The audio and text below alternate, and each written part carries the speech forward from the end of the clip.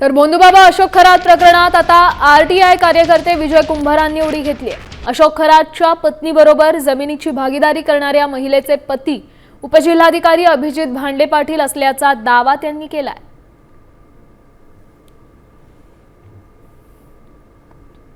उपजिल्हाधिकारी अभिजित भांडे पाटील यांच्या पत्नीचे आणि त्या अशोक खरातच्या मुलीच्या एकत्रित नावावर नाशिक महापालिकेच्या आसपास एक प्लॉट आहे 1 एकराचा।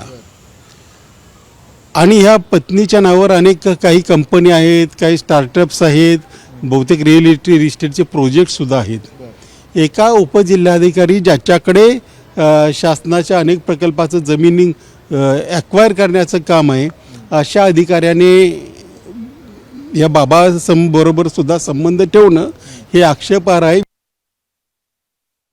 तर यांनी नेमकं काय ट्विट केलंय पाहूयात। खरातच्या पत्नीबरोबर जमिनीची भागीदारी करणाऱ्या महिलेचे पती उपजिल्हाधिकारी अभिजित भांडे पाटील आहेत। त्यांच्या पत्नीच्या नावावर कंपन्या, रिअल इस्टेट फार्म्स, स्टार्टअप्स आणि उघड भागीदारीपणे हे धाडस कुठून येतं असा सवाल त्यांनी ट्विटच्या माध्यमातून विचारला।